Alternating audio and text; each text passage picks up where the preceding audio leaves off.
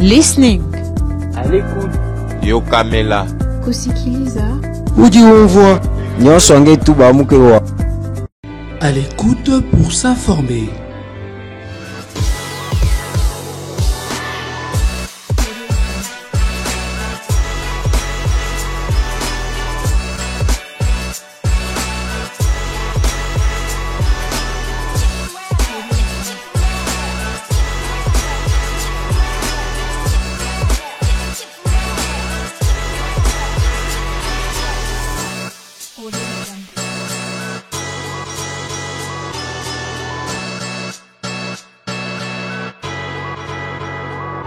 À l'écoute pour s'informer. Salutations chaleureuses, très chers téléspectateurs. Vous qui nous suivez de partout, c'est une immense joie de vous informer comme au quotidien. Mais pour aujourd'hui, je ne serai pas seul. Je serai accompagné d'un Congolais. Il est président d'un parti politique. Et nous osons croire que tout au long de cette émission, il va bien évidemment essayer de nous informer non seulement sur son parti, également sur son autorité morale, pourquoi pas, mais également sur son président, le président de la République, Félix-Antoine Tshisekedi. Alors, avec vous, avec votre approbation, bien sûr, permettez-moi de vous présenter celui qui m'accompagnera. Bonjour, monsieur Tirené Solomois. Bonjour, merci de me recevoir. Alors, avec monsieur Tirené Solomois, nous allons ici nous pencher sur une thématique qui est les chances que dispose Félix-Antoine Tshisekedi pour sa réélection. Bien avant cela, nous allons essayer de revenir un peu sur votre parti. Comment est-ce qu'il se nomme et quel est votre champ?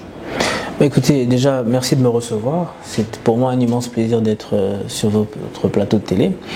Déjà, il faut comprendre que je suis président d'un parti politique qui se dénomme l'Alliance des démocrates révolutionnaires du Congo, créé le 19 février 2010 par Feu mon père, l'un des cofondateurs du parti, avec bien d'autres personnes.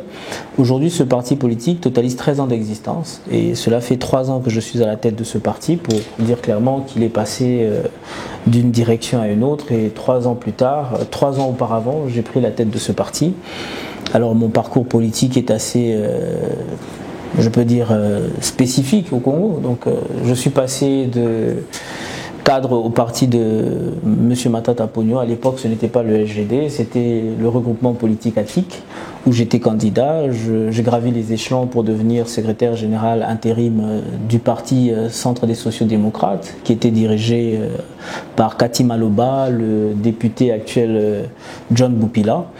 Ayant connu certains déboires au sein de ces partis politiques, parce qu'aujourd'hui c'est prôner une vision, c'est prôner une idéologie, et je trouve que nous étions plus dans une thématique de prôner une région du pays qui était Kindu à l'époque, et je me suis dit ce n'est pas pour ça que j'ai été appelé en politique, j'ai des ambitions bien au-delà de ça, c'est pour ça que j'ai quitté ce dernier et de fil en aiguille, j'ai décidé de prôner ce qui était aujourd'hui pour moi une vision, une idéologie libérale pour le Congo.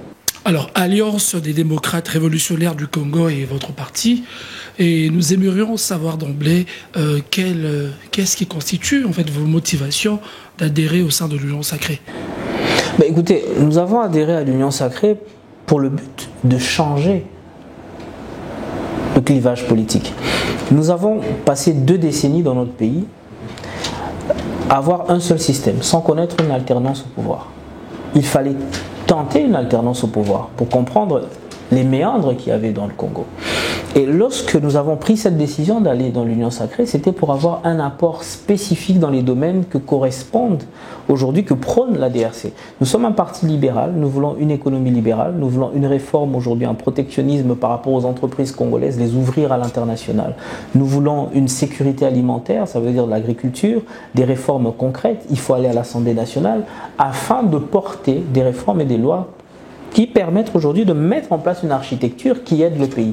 Nous ne pouvons pas le faire dans l'opposition. Il faut le faire parce que tant que nous avons un chef de l'État qui est ouvert aujourd'hui aux propositions qui lui sont faites, alors nous devons l'accompagner dans la mission qui est la sienne. Il est porteur d'une vision, nous sommes porteurs d'un programme, et pourquoi ne pas mettre ce programme dans la vision du chef de l'État afin que l'ADRC et tous ces partis qui ont décidé d'adhérer à l'Union Sacrée puissent être aujourd'hui ces leviers pour lesquels il peut compter. Et alors l'ADRC également, tous ces partis qui l'accompagnent et qui nous jurent que sur son second mandat, vous avez bien évidemment vu comment est-ce que le premier quinquennat du chef de l'État se poursuit. Et pensez-vous que vous serez en mesure d'apporter des correctifs lors du second mandat? Qu'est-ce qui s'est passé exactement? C'est ça la question. Mais nous avons le taux du dollar qui grimpe du jour le jour. Nous avons l'inflation des prix dans les marchés. Que dire alors du coût de transport qui monte comme à leur aise? Pensez-vous réellement que les choses pourraient changer si les peuples congolais acceptaient de vous accorder ce second mandat? Il faut comprendre une chose. Il faut prendre une vision plus globale de la chose. Je pense que le problème que nous avons au Congo, c'est que c'est sous influence d'une opposition en perte de vitesse qui veut essayer d'insuffler quelque chose à la conscience collective. Là, vous parlez, M. Tirelet, vous dites qu'il s'agit d'une opposition en perte de vitesse. Et le chef de l'État actuel a combattu. Mais il faut comprendre une chose. Et je vais être très spécifique pour essayer de faire, pour que les gens comprennent exactement. Les problèmes du Congo, et je vais donner un aspect de cette situation, je ne vais pas aller dire que c'est parce que nous avons passé 2 décennies sous un régime et il y a une conséquence. Mais ce que je veux essayer de donner comme aujourd'hui une nouvelle lecture à cette population, à la nôtre, c'est que nous avons eu comme capitaine à bord un président de la République pendant 20 ans. Ça veut dire que la gestion opaque du pays n'a pas permis de voir la gravité de la situation dans laquelle nous sommes aujourd'hui. C'est aujourd'hui une course à relais. Dans les pays civilisés, vous avez un président de la République qui laisse le tablier et un autre qui arrive. C'est une course à relais. Ça veut dire que nous avions eu un candidat président de la République qui était Félix-Antoine Tshisekedi Tshilombo. Aujourd'hui, nous avons un président de la République qui vient aux manettes, qui voit la réalité des choses et qui doit s'adapter à cela. Il ne faut pas oublier que le monde aujourd'hui est lié, il est connecté. En tant que libéral, nous comprenons cela. Vous devez comprendre que le prix du carburant, aujourd'hui, on dit de la guerre en Ukraine, mais il y a des conséquences. Aujourd'hui, la guerre en Ukraine a causé des dégâts. Le prix, aujourd'hui, de l'énergie en Europe a flambé. Le prix des matières premières alimentaires pour les autres ont grimpé. Ça veut dire que ce qui se passe en Ukraine a eu une conséquence. Au niveau du Congo, nous n'avons pas eu pendant 20 ans la sagesse de pouvoir mettre en place des pipelines. On en a parlé, on avait à l'est du pays cette fameuse guerre entre nous et l'Ouganda pour mettre des pipelines. Ça veut dire que c'est un cheminement d'idées qui nous a conduit aujourd'hui à se rendre compte que nous n'avons pas pris les mesures nécessaires depuis plusieurs années et il y a un rectificatif qu'il faut faire et le chef de l'État se donne les moyens pour le faire. Il y a des choses qui ont été faites, il y a des choses qui n'ont pas encore été faites parce que, comme je le dis souvent, l'œuvre humaine n'est pas parfaite, il faut rectifier certaines choses et je pense que dans le souci de vouloir améliorer les choses, il y a un programme très ambitieux qui va voir le jour et ce programme sera donné aux Congolais. Et ce sera aux Congolais de décider et non aux acteurs politiques de l'opposition qui veulent absolument dire que, à cause du carburant, à cause aujourd'hui de l'inflation, mais cher monsieur, qu'avons-nous produit en République démocratique du Congo depuis les 20 dernières années pour prétendre aujourd'hui dire que oui, il fallait aujourd'hui baisser le prix des denrées alimentaires. Il fallait nous laisser des industries. Et nous aurions pu dire oui, effectivement, nous sommes responsables de cela.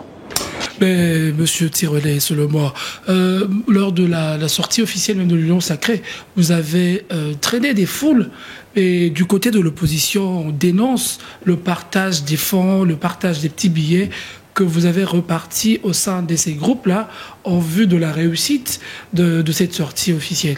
Et pensez-vous réellement qu'avec cette population venue ce jour-là, le chef de l'État peut bel et bien s'offrir un second mandat?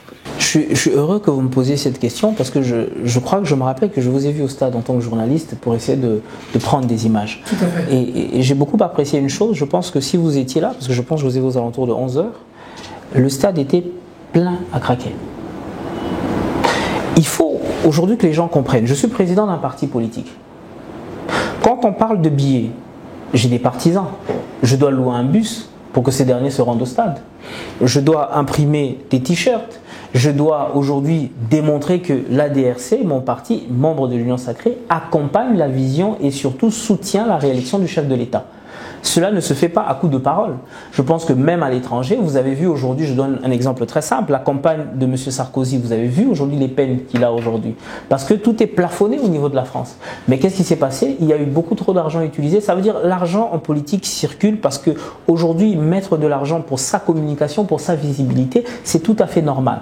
Alors, avoir ce discours qu'on a donné 10 000 francs aux gens, mais écoutez, vous drainez quand même des personnes qui sont responsables de leur famille, mais qui sont membres de votre parti par amour, par sympathie ou simplement parce qu'ils croient en votre vision, vous n'allez pas les déplacer et sans savoir prendre en compte le fait qu'il faut essayer de prendre soin de ces personnes. C'est tout à fait normal aujourd'hui lorsqu'on fait des manifestations, qu'il y ait des groupes, nous avons des ONG, des fondations qui soutiennent les partis politiques, qui ramènent leurs partisans et qui s'arrangent aujourd'hui à la fin de donner au moins des bouteilles d'eau et bien d'autres. Parce qu'aujourd'hui, il est une vérité, c'est qu'aucun parti politique dans le monde ne fonctionne sans mettre les moyens. Donc je pense que c'est un sujet pour moi qui n'a pas le mérite d'être si grave que cela.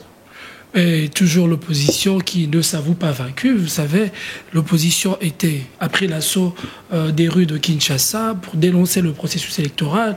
Nous étions également aux côtés de l'opposition, encore sur le boulevard du 30 juin, qui voulait engager un tête-à-tête avec Denis Kadima de la CNI.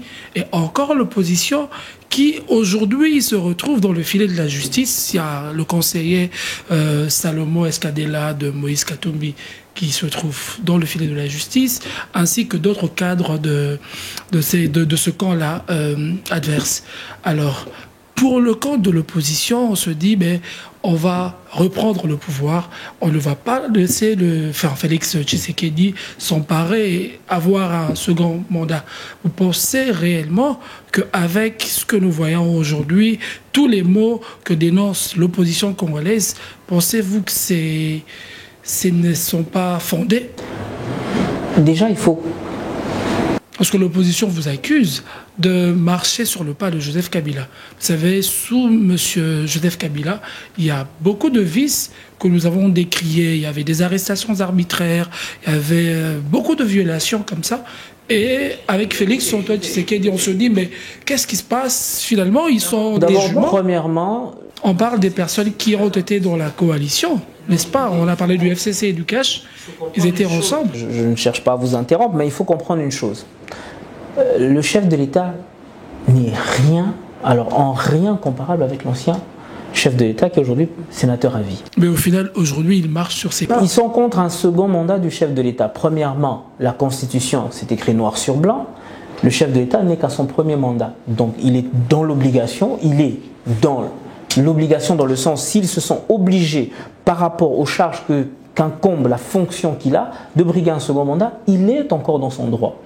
À la différence, après le deuxième mandat de l'ancien président de la République, il était dans l'incapacité de briguer un second mandat. Ça veut dire que nous sommes encore dans la Constitution. La Constitution autorise au chef de l'État sortant, après son premier mandat, à briguer un second mandat. Si les moyens et si l'ambition est encore la sienne d'aller à un second mandat. Donc aujourd'hui qu'il crie au fait que le chef de l'État ne doit pas briguer un second mandat, c'est assez utopique, c'est illusoire. Comment pouvez-vous dire qu'il n'a pas droit à un second mandat pendant que la Constitution le lui permet clairement? L'opposition congolaise ne s'avoue pas vaincue. Vous avez vu, elle a pris l'assaut des artères de Kinshasa. Elle a également été sur le boulevard. J'étais personnellement présent. Et au final, elle dénonce le processus électoral.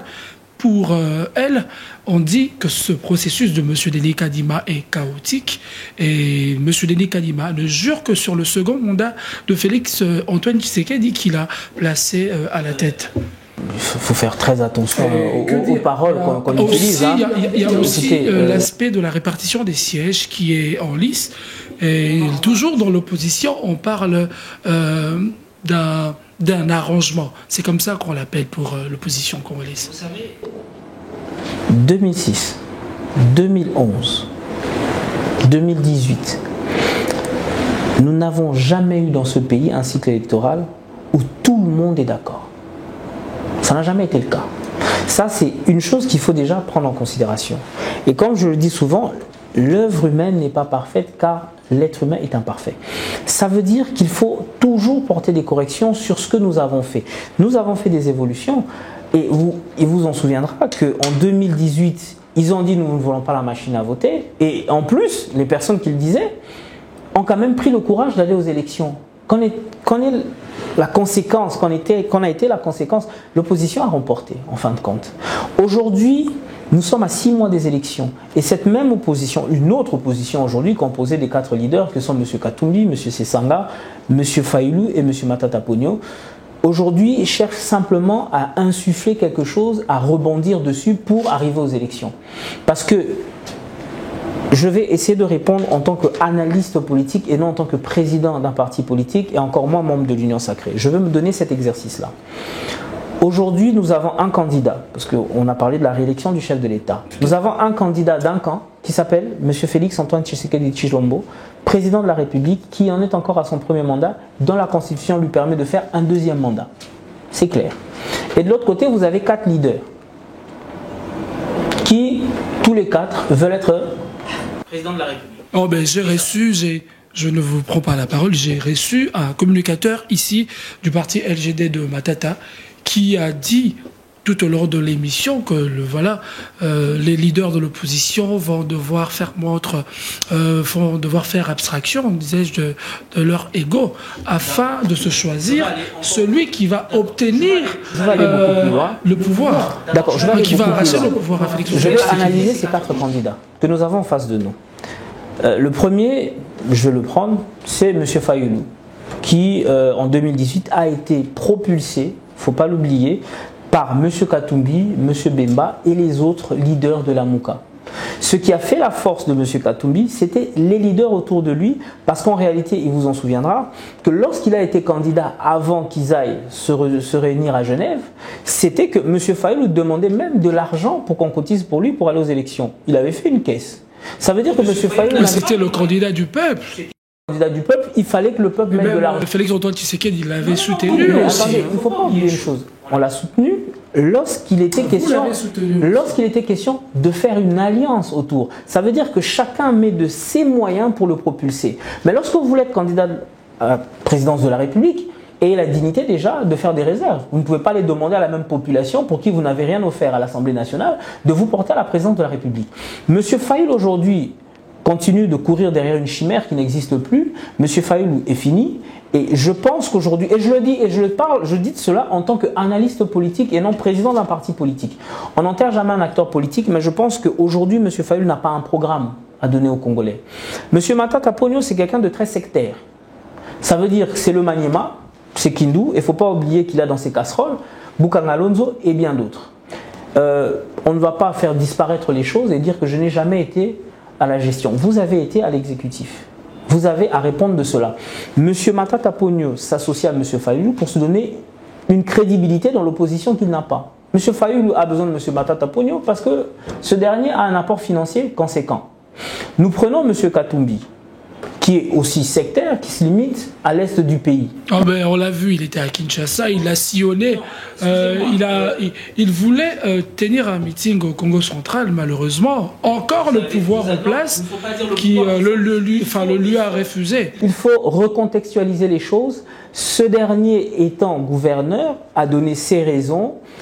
Il a été mais des raisons qui ne sont pas fondées. Tout à l'heure, nous allons rebondir même sur le meeting de l'opposition qui a été refusé et reporté par le gouverneur de la ville de Kinshasa. Pour répondre de cela, et ça veut dire que le ministre Peter Kazadi, celui de l'Intérieur, a convoqué ce dernier pour des explications de cette situation. Aujourd'hui, je doute, personnellement, c'est mon avis personnel, que M. Katumbi ira aux élections contre M. Félix Tshisekedi. Mais pourquoi alors vous ne voulez pas de lui? Pourquoi vous ne le laissez pas entrer au Congo central ou se rendre dans telle ou telle province pour des meetings? Vous vous souvenez qu'en 2018, il y avait un président de la République qui avait refusé de laisser entrer M. Katumbi dans ce pays. Et de cette fameuse photo que nous avons vue, je crois que c'était à Kolwezi, je ne sais pas, en France, et on le voyait avec son conseiller spécial regardant la République démocratique du Congo. Qui est ce chef de l'État qui l'a permis de jouir de ses droits en tant que Congolais, en tant que président d'un parti? C'est parce qu'ils étaient bel et bien ensemble. C'est ce que je dis. Aujourd'hui, nous sommes d'accord. Les ambitions des uns et des autres, votre liberté s'arrête là où celle de l'autre commence. Ça veut dire que le chef de l'État comprend les ambitions de M. Katumbi. Il lui a permis de reprendre pied en République démocratique du Congo, ça veut dire qu'il est ouvert à la démocratie. Ce qui me ramène au dernier candidat, je pense qu'ils vont tous se mettre derrière lui, je pense qu'ils vont tous se mettre derrière M. Sesanga. Déjà parce qu'il a tout à donner, il a tout à vouloir prouver, mais ce dernier également n'a pas un passé reluisant. Aujourd'hui, au-delà des mots, c'est le candidat d'Élie Sesanga. Ce n'est pas encore le président d'Élie Sesanga. Car en devenant chef de l'État, il y a des réalités auxquelles vous êtes confrontés. Et ces réalités vous poussent aujourd'hui à changer certaines choses, à recalibrer votre programme. Je pense tout à fait qu'il sera leur choix. Et en allant à ces élections, après, c'est mon analyse personnelle, je le dis, je réponds en tant qu'analyste et non en tant que président et non en tant que cadre de l'Union sacrée. Ce que je veux dire par là, c'est que vous aurez un conflit entre deux ressortissants de la même province et forcément, il y en a un qui est déjà chef de l'État, je doute que ces derniers puissent tourner le dos à cela et aller voter l'autre. Alors c'est pour ça que je dis, sur analyse, c'est une alliance de personnalité politique et non de poids politique. Parce que 3 de ces 4 partis politiques n'ont pas énormément de députés.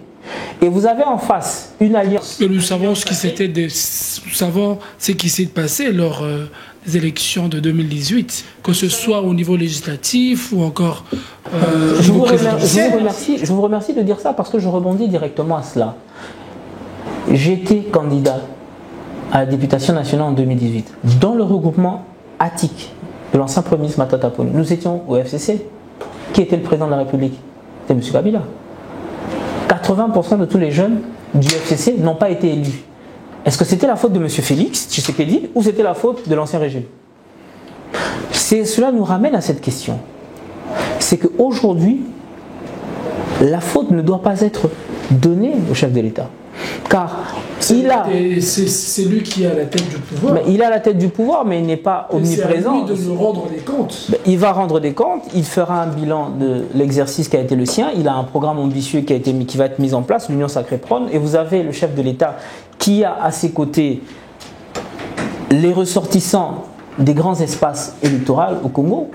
Vous avez parlé de la répartition des sièges. J'aimerais dire une chose. Il faut prendre en compte la situation géopolitique du pays. Actuellement, nous sommes dans un pays agressé. Nous avons l'état de siège dans 2 provinces. Donc les fruits n'ont pas été palpés.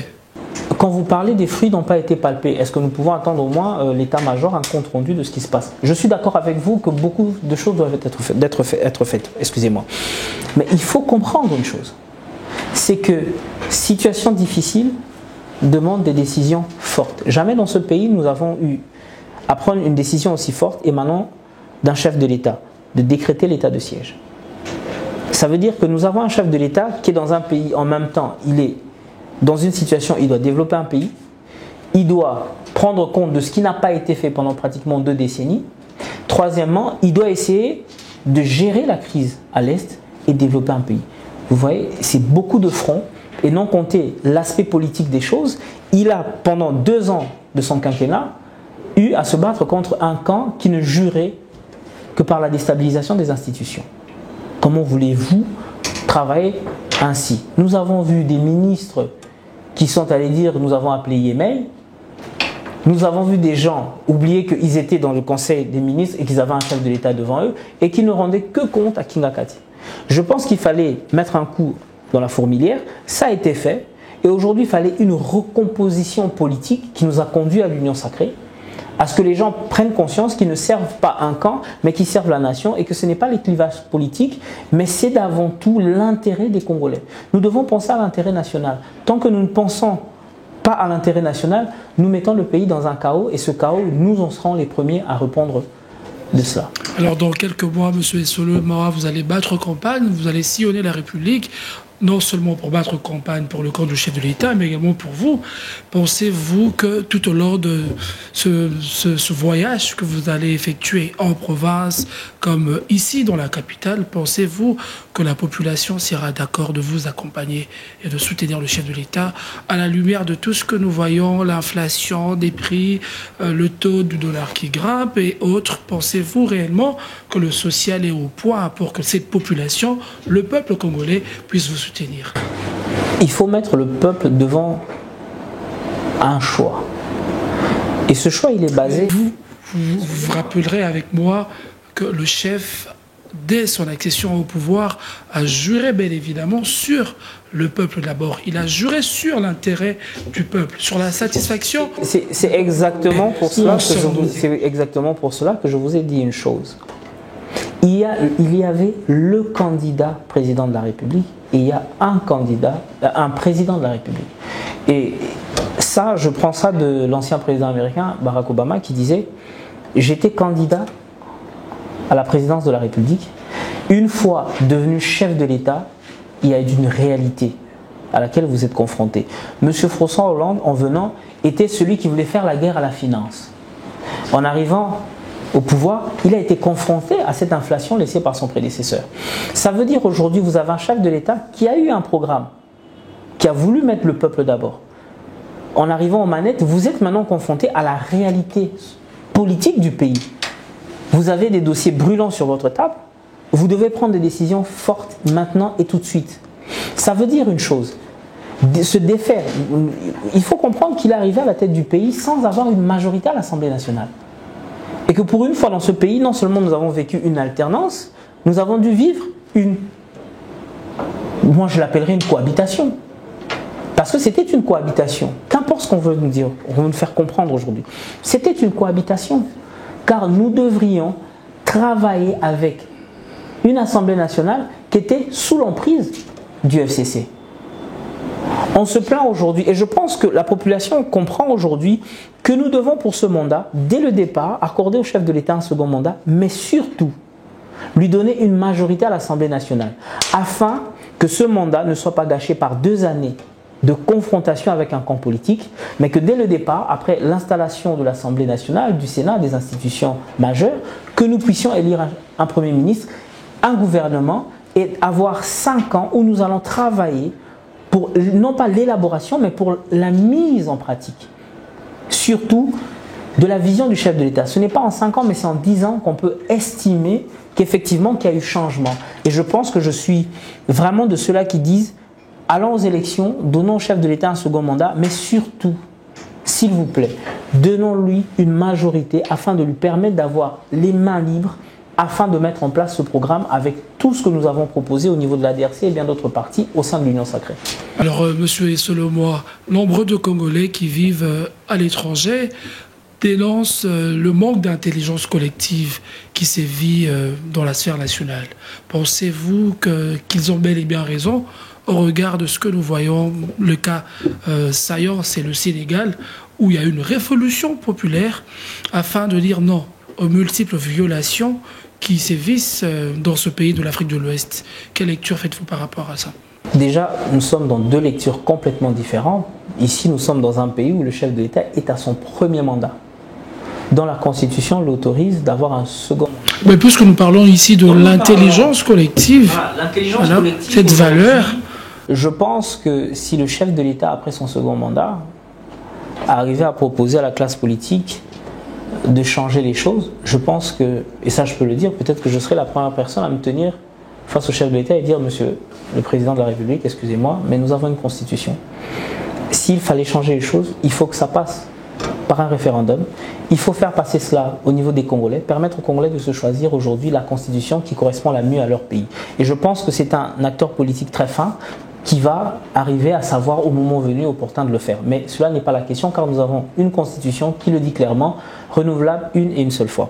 Maintenant, au Sénégal, il faut comprendre la dangerosité de la sphère politique sénégalaise aujourd'hui. Vous avez un chef de l'État qui a quitté un septennat pour un quinquennat. Non seulement ça, il quitte d'un septennat pour un quinquennat, et ensuite le quinquennat renouvelable une fois. Mais il estime ne pas avoir fait un deuxième mandat dans son quinquennat, mais les Sénégalais estiment qu'il a fait 2 mandats. Donc aujourd'hui, on essaye de vouloir changer les choses. La situation est complètement différente. Nous n'avons pas changé une constitution.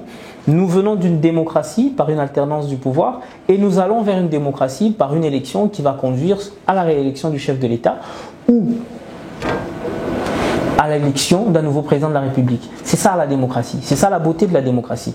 Nous ne pouvons pas comparer 2 situations tant qu'elles ne sont pas similaires.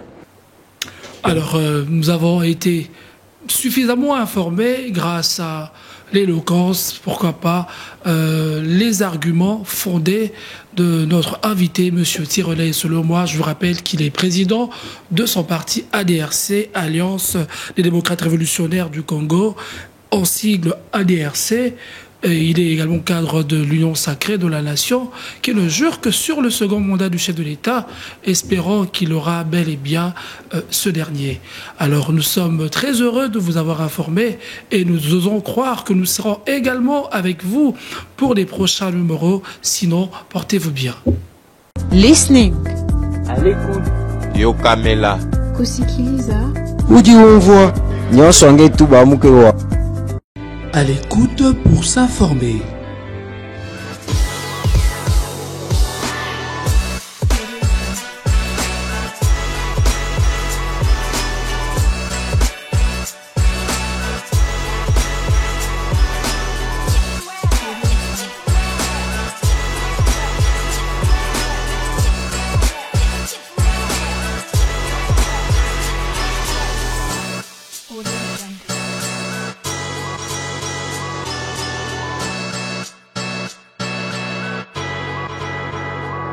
À l'écoute pour s'informer.